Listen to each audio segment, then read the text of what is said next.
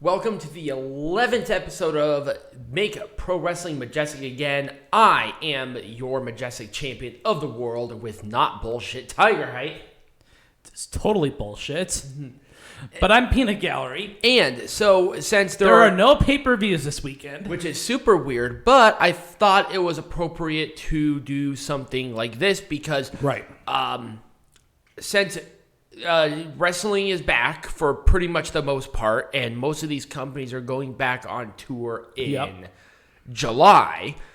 It would be a good idea to talk about how the coronavirus kind of changed wrestling. Yeah. And what each company did, a free-form discussion, because we were there from pillar to post, bitter end. We did episodes, and you can actually listen to them all on this channel. Yeah.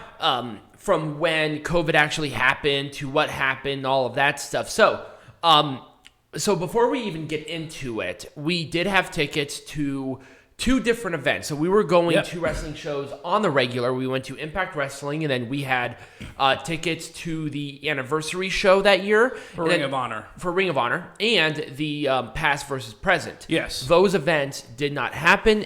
That was kind of at the very beginning of the pandemic. I think it was literally like 2 or 3 days. Right. Yes. So, for context, for the context of the history part of this and what each company did given the circumstances, we have to know when they shut down, or at least restrictions happened, So I blah, think blah, blah. that happened March 13th of 2020. So the lockdowns in the United States, was March 13th. That was the day that the NBA decided to suspend sports, or the day before? So actually, the NBA did it earlier than that. This is when President Trump at the time declared the state of emergency. Right.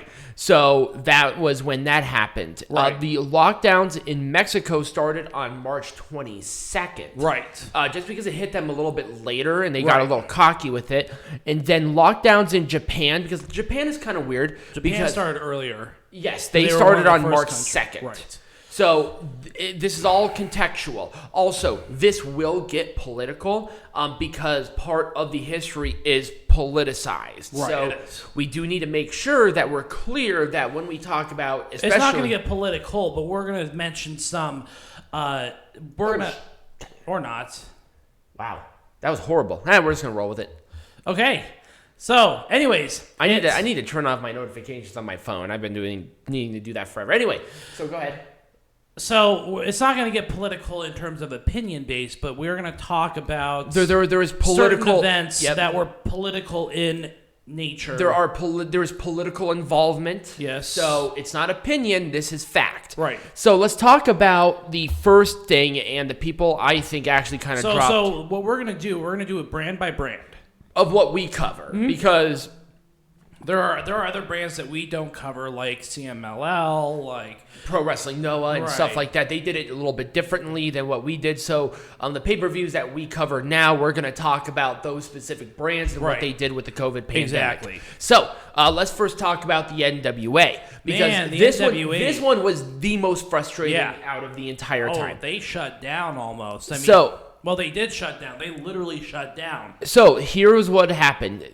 The National Wrestling Alliance were running power shows, and they were getting really close to the Crockett Cup, which was going to happen on April 19th until lockdown happened. The rest of power shows and the pay-per-view events were canceled till Back for the Attack was aired, and then they did the subsequent power shows after that. So they were closed for probably, 8 or 9 months where nothing was happening. Right. During the hiatus, NWA released a series on their YouTube channel called Carnyland, which was where the individual wrestlers that were signed at the time did their own little skits and interviews and blah, blah, blah. During this time, there were a lot of NWA wrestlers that left the promotion, so titles were vacated or they switched hands, and there was a lot going on. Luckily, they bounced back. They're actually still very strong. They're very well attended. A lot of people really like them. The roster significantly changed. Oh, who was that? That was Mothership. Oh. She was calling me. She'll most likely be calling you just to let you know. Well, I might take a little quick hiatus then. Okay. I will continue to talk then. So let's talk about next Impact Wrestling. So Impact Wrestling is the one promotion that still does not have fans yet, which is kind of weird because they have all the control in the world. So they have been doing, so they were obviously, we were at the shows in late February, early March before the pandemic hit. And obviously we had to cancel shows because of it. And they've been holding their promotion stuff in Skyway Studios in Nashville. Slammiversary will be the first event from Impact Wrestling that will be holding with fans, with a very small amount of fans, and touring for these promotions or for at least Impact Wrestling is currently unknown. There's no kind of indication of what they're doing. I'm going to assume is that they are going to be doing it. They're going to be doing an announcement regarding tours back at Slammiversary because they like to do that. On our way home. Okay, so we have AAA. So AAA was interesting because, once again, they started canceling events mid-March of 2020. Right. But they canceled certain pay-per-views. They didn't cancel outright because they did not lock down or anything until the 22nd. And they have not had fans within their border or within their parameters since then. Right. But they actually did have a couple of interesting shows. So they're still doing shows. Even to this day, they're still doing shows. They're doing outdoor basic venues to kind of promote that Mexican heritage, which is what AAA loves to do. Right. But and they also announced auto luchas. So this happened in April, or I'm sorry, July of last year. Right. So a year after. So actually, it was a car pull-up wrestling event where people sat in their vehicles and watched wrestling from their vehicles. Right. I'm not sure how long that lasted. I think there were only 1 or 2 shows. It wasn't entirely popular. Right. And then obviously we watched a show through them not too long ago, and with Triple Mania, that will be the first event that AAA is going to be, that's going to have with fans in attendance. Right.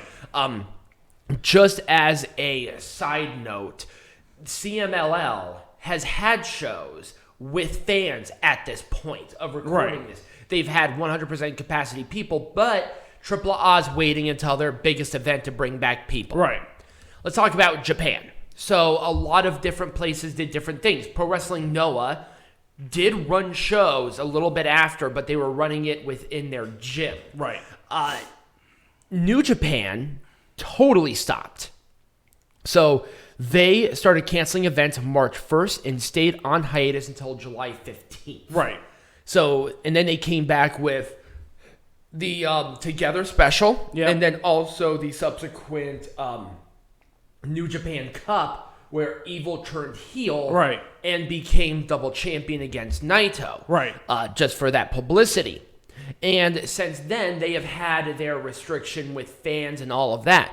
But with Japan, with their lockdowns, was unique because each region was locked down to their own certain extent. It was not widespread across. So, especially of what we saw with Grand Slam, because right now Tokyo is under a state of emergency, if I'm not mistaken, they just relocated and changed the date because not every region is under the same restrictive lockdown as Tokyo's region. Right. So New Japan had a lot more freedom kind of interchanging of where they could go, and they're still doing that now. Exactly. No vocalization from crowds right now, and they packed it pretty well. I thought it was a little more organized, but they really went on hiatus, and a lot of people were pissed. So, with that being said, I just think we got to talk about AEW. Well, do you want to do AEW first or WWE first? Let's do AEW first. Okay. So, for context, AEW were able to run shows throughout this whole thing because of Ron DeSantis. Right. Because with his telling the public that WWE was essential business AEW fell under that same category, so we did the same with AEW. And the benefit with AEW is that their owners own a massive sporting complex with multiple stadiums, multiple buildings, blah, blah, blah. So they ran temporary shows out of some gym. I don't even know where it was. I think it was QT Marshall's gym in Georgia. Oh, it was. Okay. So that's good. They ran shows there very temporarily, and then they went to Daly's place where they have been since.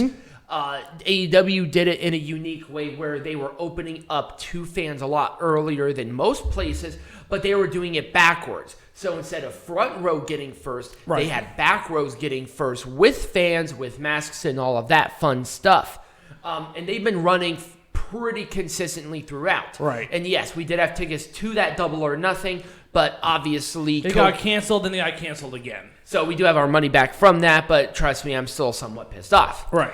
I really don't think there's really much else to say about that. Oh, and the DeSantis order about WWE being an essential business happened on April 13th. Yes. So AEW was able to run in Daly's place from the time of lockdown to obviously now. And then obviously with QT Marshall's gym, it's a closed circuit. There's a much different thing. Obviously, let's go to WWE, where I think they got the most affected and they really set the precedent for a lot of different things. Right. So, number one, this was right before WrestleMania. It was. And there was talks of them pushing back WrestleMania because they were not sure how long lockdown would happen. Obviously, lockdown happened a lot longer than they thought because McMahon actually, this is Vince McMahon, was actually planning on having people in attendance at that year's SummerSlam. Right. Clearly, that did not happen. Yeah. But they had to change the WrestleMania 36 venue from the Raymond James Stadium to the Performance Center at the last second. They still pulled off a fairly good WrestleMania regardless of the situation and really good moments at the end of the day. Right. They ran shows on a pre-taped basis, so Raw and SmackDown were taped over like a course of a week. And then they just aired it as it did until the pay-per-view happened, so they were very careful. Right. So here's what's going on, and this is kind of where we're going to be getting a little bit political. Yeah. Because a lot of this was political. So, Florida Governor Ron DeSantis had deemed WWE a business critical to the state's economy. So, an essential business. And it added under the, it was a professional sports and media production, which was close to the public and has a national audience. So, that's how they classify that, and that's how they did that. AEW was just the beneficiary of this ruling. Right. The reason that happened was because Linda McMahon. Yeah, well, actually, we're going to get to that. I'm reading notes, by the way. The decision was met with criticism from media outlets, where several media outlets panned it out as DeSantis actually happened because Linda McMahon was running a pro-Trump. Let me see what it actually says here. It was basically a pro-Trump super PAC. And at that time, Trump was the president. And was campaigning for re-election. And also the McMahons were, they are still friends with the Trump family, and they have been for the last 30 years. With obviously WrestleMania as being the clear example of this. Right.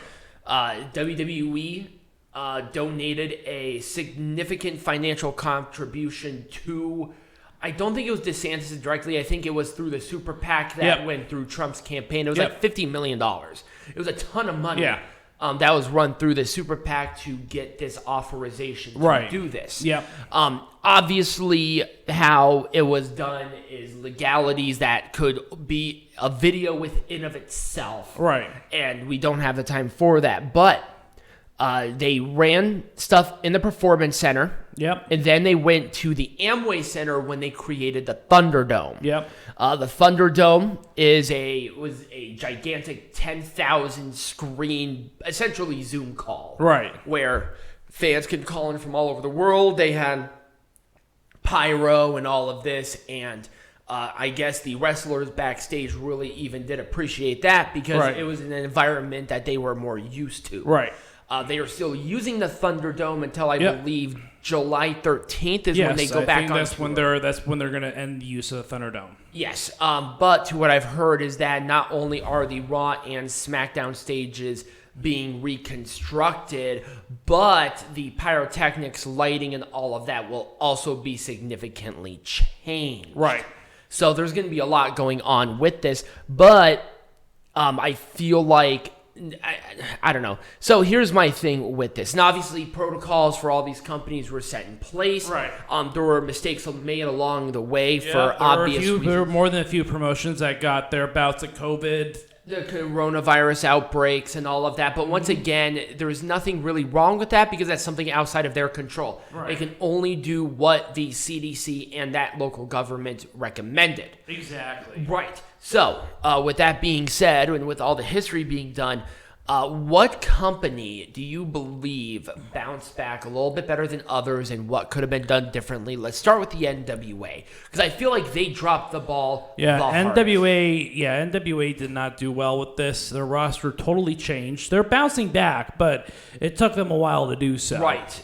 They were filming in Georgia, and Georgia had the perfect opportunity to continue because once again, they're in a studio. Mm-hmm. It's a closed set. They literally could have run shows the entire time that they were on lockdown. Right. The Carneyland thing was an interesting idea. The execution of it was poor. Yeah. Which is why you can't even find it on their YouTube channel anymore. I looked because I was trying to figure out the name of the show, and I couldn't even find any Carneyland anything. Right.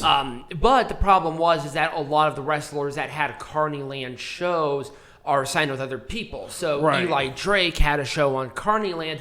Obviously, he's in NXT. They can't use his likeness for anything because he is with a different company. Right. So NWA really did drop the ball. I feel like they still could have run shows in a way, maybe a month or two off and bounce back, but people were really twiddling their thumbs. I know. I was twiddling my thumbs about the NWA. Right. And this is why a lot of people were frustrated because you had, Impact Wrestling and NJPW and AAA and CMLL. You had all these other promotions going in. NWA, being in Georgia, had the perfect opportunity to do so throughout pretty much the entire pandemic, and they just straight up Right. didn't. They just didn't do it. They have the setup for it. Right. I just don't know why they didn't do it. Exactly. But at the very least, we did not lose the NWA. Corgan kept the people that he really wanted to on contract. He made a couple of really tough cuts, but they are bouncing back at least with some force. To what I'm aware of is that the next pay-per-view, the 71st anniversary show, and Empower are going to be outside of Georgia, if I'm not mistaken. Yes, they are going to be in St. Louis. Okay, so they're going to go back on tour here soon, which is good. Let's talk about Impact. Impact is now frustrating. Yes. Because Impact Wrestling has every opportunity to have people. They're in Nashville. Right. Why don't they have people? Like, at first it was fine. Their piped in crowd noise is dog shit. And it's actually now starting to get a little annoying that a show as good as Impact does not have people. Right. And with them saying, we're going to have a very limited amount of people within this thing. Venues would be so happy for you guys to come back. Just come back. Like, I get it. You're being a little bit cautious, and that's fine. Hooray, whoop-de-doo. Don't forget to bring a lunch. Maybe because isn't Anthem a Canadian-based company? They are. So maybe there's that restriction there where they're a little hesitant to do that because they are a Canadian-based company, not a Nashville-based company. Obviously, the legality of that, since them being a private company, is not known. Right. And I'm not going to make assumptions, but this is still a definite mistake. There definitely has to be at least somebody there. And we'll talk about WWE here in a minute because I think they did the best, regardless of what most people say. Let's talk about AAA. I like how AAA has done this. Yeah, it's. I like the outdoor. Yeah. I like the outdoor venues. They've done it in like church courtyards. Yeah. And they lit it really cool. I think they are doing the best of what they have been given.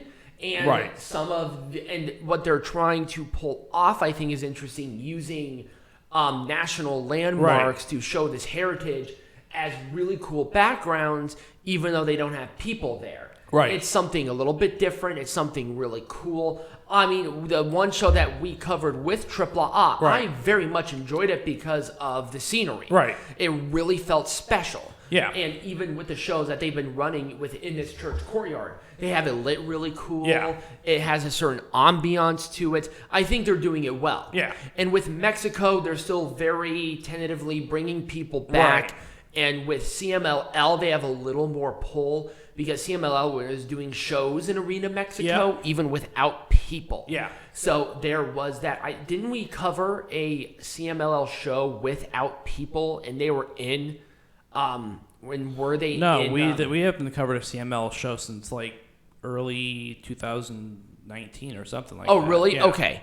No, we haven't covered CML in a long time. Oh, okay. But there was a show in an arena without people in it, or there was like a few people in it. Right. And I thought that was a CMLL show. It was, but we didn't cover it. Oh, okay. All right. Let's talk about New Japan. So with New Japan, I think they're doing one of the better jobs. Well, once again, the government is very different than what it is here. So they're making best of what they can do. The problem is that I feel like they were trying to do too much too soon, and they were changing booking choices due to them trying to get headlines. Right. New Japan being back should only be the headline. I mean, obviously, with Evil winning the title, they were not only trying to establish Evil as a main guy because Jay White is the leader of Bullet Club. Obviously, they couldn't travel there for obvious reasons. Right. And they were trying to establish Evil as a champion. And there was nothing wrong with Evil, but his title win did not feel right. Right. And also, just the whole double title BS and how they were petty about that is one thing. With people now coming in and out, and then with New Japan Strong now going to be having fans in there next month. Yeah. They're actually going to be doing filming in front of fans, which is cool. Right. They started that promotion, so that was a really good idea, bringing in some of the indie stars here in the United States to Japan, at least in some way, shape, or form. Yep. Giving this brand that they really wanted to do a lot of, at least with some sort of title and establishing rivalries and all that. I was very happy of what they did. So with AEW is going to be a little bit interesting because they had probably. I think AEW did the best job. You think so? Yeah. I think they had the most. The problem was that they had it just by default because they had the most control. They had the most control over where they could set up, and they had the production, everything there. Right. And, I liked how they had fans as they had wrestlers as fans. Yeah, I like that. So there was that interaction there as well. WWE did it, but then they had to stop it because of other reasons. We'll talk about that later. But AEW did it very well. There were outbreaks of the virus as time progressed, but I think every company had it at least once. That went on earlier than expected. AEW never really stopped. Right, but I know that even something like New Japan had. They did have a bad break. No, they had like 9 people not too long ago test positive, including Okada. So they were very careful about making sure that everybody else was good. Right, exactly. And with the backstage stuff with AEW, and especially with New Japan, like each match were in their own locker rooms. Essentially, they were kept away from everybody until the match was over. Right. So AEW had it, but once again, AEW had more control of their situation. Right. And I think with the Khan's money power as well, they definitely had the opportunity to really come back with more force because they were so localized with their power than somebody like WWE. Yeah. So they definitely had that. With AEW, and also with AEW, they didn't have as many pay-per-views, so not a lot has changed from there. Right. And, them opening up to 100% now when they're doing shows on the regular, at least at Daly's Place until mid-July. Yeah. Where they're going to be going back on tour, which is great. And I don't mind it. I mean, Double or Nothing is obviously coming back. Right. Like, they're going to do that. I wouldn't be surprised if they had it. I mean, they'll probably have it at MGM still, but you never know. Yeah. AEW will be fine. Like, they're totally good. And it is what it is. So, excuse me. Let's talk about WWE because they were the ones where everybody's eyes were on. So each brand did something a little bit different. So let's talk first about NXT UK because they're the ones outside of the country. Yeah. So right now they still do not have fans. Mm-hmm. They had a Takeover Dublin show that was pushed back, and then eventually canceled. I'm not sure where their building is. I tried to find it. Is it their training facility in London, if they have one? I think so. I'm not 100%. It's either in London or it's in not Glasgow, like somewhere in the Manchester. Yeah, area, but I mean they were a product of their time because the United Kingdom made a mess out of it. They were just a mess. Right. And I guarantee you, with Canada, it would literally be the same situation. Yeah. Canada dropped the fucking ball. I mean, goddamn, people bitch about Trump's thing about COVID. Are you kidding me? We were more vaccinated then than Canada is now. Right. So, I mean, come on. With WWE, once again, yeah, it's a regional thing, definitely, but they're trying their best. So NXT UK, they're the ones that suffered, I think, the most, but they also were the ones that gained the most people into their roster during this pandemic as well. Yes, they did sign a bunch of people. There were a lot of people in the United Kingdom and Australia and all of that looking for work, so they definitely have a good influx of very talented people. They've been pulling off great matches. I mean, one of the best matches in NXT UK history happened during this time. That was Walter Aisha Dragunov. Yep. And that was one of the best. I think that is still a match of the year contender. Oh, yeah, absolutely. So they're going to be fine. NXT, with their innovation with the Capitol Wrestling Center and how they kind of set that up. Yeah, and I think one of the big changes that we're going to see out of it is I don't think they're moving back to Full Sail. I don't think so either. They were actually doing tapings in Full Sail with NXT for a little bit without a crowd until that expired. Right. So now, since they're out of it, and now they're in the Capitol Wrestling, they have more control of what's happening. And the Capitol Wrestling Center essentially is a remodel and revamping of the Performance Center. Right. And they're allowing people in there. They have more control of what's going to be happening. And also, it's going to be a lot easier for them to do production and matches. And if somebody gets hurt, they're right there. It's going to be a piece of cake. Right. Like, no problem. Right.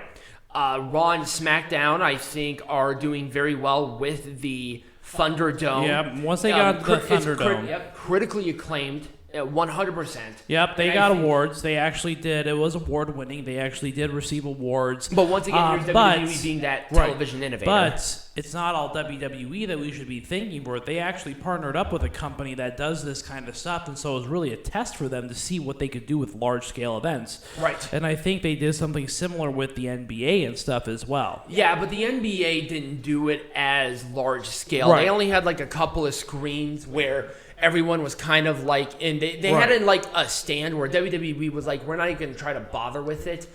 They were more creative. Yeah, they were. WWE had, I think they had the worst no matter what. Right. Even with DeSantis helping them out, continuing shows, and their political ways of doing that. They lost a lot of people during this. They did. They're cuts. They're losing people still now. We had 13 cuts, 2 days ago? Yeah. And then obviously with that, they were right around WrestleMania too. Right. And WrestleMania is one of their biggest money getters of the entire year. I swear to God, people, why everybody messages me now. So they have the biggest. They had with WrestleMania, that's their biggest season. Right. They had the Royal Rumble with McIntyre winning. They had Shayna Baszler dominating with Elimination Chamber. In between Elimination Chamber and WrestleMania, everything went down. Right. So I mean, it was a big hit for them. Right. And with them even saying they're going to postpone until next month, and that was kind of up in the air. There were people who were against it because we did not know what was going on at the time. They still did pull off a good WrestleMania no matter what, and you can tell that they were kind of phoning it in, especially after. There were quite a few changes, though, based on what happened. Right, and I hope that there are some changes that will be long-lasting, not only in WWE, but in the wrestling industry. Right. Because, I mean, things are opening back up. We're continuing to do shows. They're going on tour again. I mean, we're out of this. Right. And I think at this point, a lot of the changes that we're going to see going forward has almost nothing to do with the virus now. Right. I mean, a lot of the big changes that are happening right now is there's a possibility WWE is going to sell. Right. Which And has always been the rumor mill, but now more than ever. with all the cuts they've been making, with this Nick Khan guy really leading this charge. And Yep. it's not like it's the first time that this guy has sold a company according Right. to his records. I mean, usually what they do is when they're about to sell. They're trying to inflate their profits. Exactly. And that's exactly what they're doing. They're trying Right. to cut the fat. Now, there are a lot of people who theorize that a lot of these cuts, not only is because of the 205 Live division, but they're actually trying to get younger, heavier guys into the promotion. Right. Because when businesses are down, they always go to younger and larger. Right. So they're going to be hiring on these mid-20s, 30s people, and they're Right. getting rid of, late 30s, 40s, even 50s guys. Right. Where you're not going to see a Bill Goldberg come back unless Right. absolutely necessary. Right. So, and like somebody like with Edge, yeah, he's older, but he's still in really good shape. Right. So, and with somebody like Tony Nese and Ari Daivari, everyone that was there, they're going to be fine. Yeah. No worries. It's not like WWE was doing anything with them, and it's like, oh, well, why didn't you utilize them? Utilize them for what? Right. It has to make sense for them to be utilized somewhere. Yeah. And apparently this was a very last-minute decision, too. Yeah. Because obviously you had Austin Gray, who was one of the releasees on 205 Live yesterday. Right. So, let's just say that COVID did change the world in a lot of ways, and I think that the wrestling industry was a big time thing of that. Yeah. And actually, I think at the end of the day, with us being locked down, I think it's actually going to bolster the wrestling business. I think so, too. People are going to be eager to get back to shows. We've seen it already. Right. Obviously, there have been tickets and stuff, but I feel like that's a different problem than WWE or AEW pulling Right. off BS. And as we continue, and the length of this whole pandemic era of wrestling, what do you see even changing further regarding what's going on? Like, what part of the wrestling industry did you see a gigantic thing of, and what do you see in the future? Well, it's hard to say because I think a lot of the events, like I said, that are happening right now have nothing to do with the fact that the pandemic happened. In fact, I almost see the opposite. Despite the pandemic, news was still happening. Right. We got all these partnerships, for example. The partnerships, if COVID was a factor in these partnerships, they wouldn't have been making them in the first place. Right. I just think that news continued to happen despite the fact that there was a pandemic going on. Right. That's just my take on it. Now, certainly, it might have delayed. The pandemic may have delayed some of these partnerships from forming, Right. but obviously, it didn't stop them from happening. Right.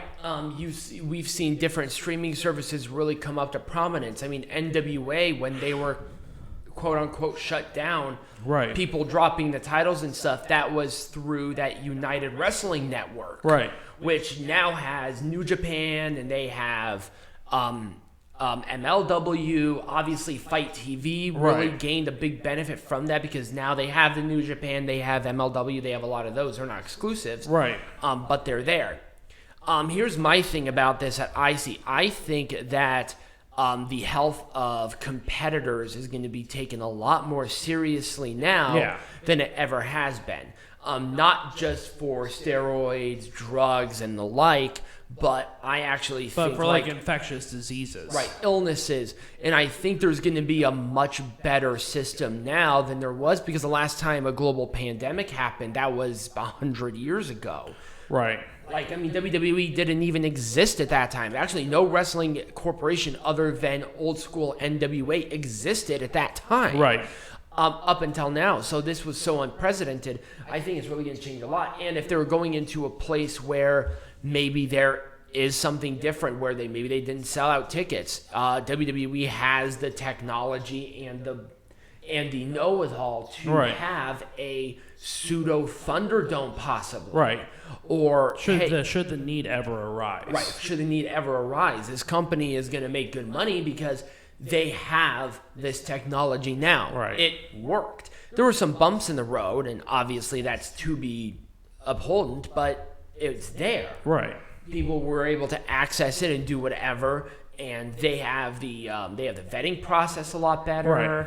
And I just think people are excited to get back into the crowd. I know I am. I mean, goddamn, we have tickets to SummerSlam when it comes to Vegas. Right. So obviously, we're really excited Yeah. for them to come back. And like I said, with Impact, no tour schedule has been announced yet. I'm going to assume that they're waiting until Slammiversary to announce some sort of touring schedule. Right. Because Impact usually does like a pay-per-view and then a couple of cities, shows, right. where they have like 4 or 5 weeks to prep. Right. So they'll be fine. NWA are going to be good because they have plenty of time to. Same with Ring of Honor. We didn't mention a lot about. Oh, Ring of yeah, Honor. no, we didn't mention Ring of Honor. Actually, we didn't mention Ring of Honor at all. Once again, there is another company that does not have fans where they have all the control. I think they were waiting for Best in the World, which is happening next month. So that will happen, and they're having fans there, and they're going to be touring again. I think that some of these companies that Impact gained a lot of people. AEW, the only company I think that lost people throughout this whole process is WWE. Just but because of what they did. Right, but in my opinion, they were a little too bloated to begin with. Right. And so I think it just kind of cut them down to size. Here's my thing. I think it actually benefited WWE more than it hurt them. It gave them an opportunity to maybe even be more creative. Right. And if they're really going to survive, they're going to have to continue to innovate as they did. And with that bloated rosters, they had to release a lot of people. And obviously it's not the best of times. I mean, Black Wednesday happened.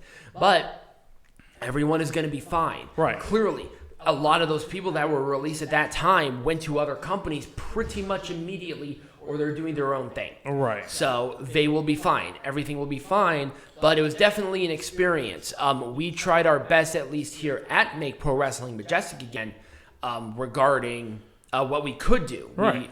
There was still Dark Side of the Ring, season 2, so we had the opportunity to cover that. And even WWE were still doing their pay-per-views and stuff, so we had that going on too. But a lot of it was the fact that there was that Dark Side of the something Ring to do. Right. There was Dark Side of the Ring and something to that, and that was like at least 8 or 9 weeks. Right. Where at least other promotions had the opportunity to come back other than WWE. Exactly. So we made best of what we could do at that time, but I'm just glad that we're out of it so we can do more reviews, and now we're here on YouTube full time, so that's really cool. So, with that being said, Peanut Gallery, do you have any closing words? I don't have anything else to add. I think that we did a pretty good job with it, and awesome. So, And what's going on next week? We have a AAA pay-per-view, I think, next week. Yes, we do have a AAA pay-per-view, and obviously it's 4th of July, so it might be another Saturday show. Yes, it's going to be another Saturday show, and we're just going to make the most of that one too. Yeah, absolutely. So if you did enjoy this video, like the video, subscribe to the channel, share it with your friends. Check out all the links in the flow page down below. It kind of has like the amalgamation of everything, so you can like and follow and all that fun stuff. And as always, be majestic.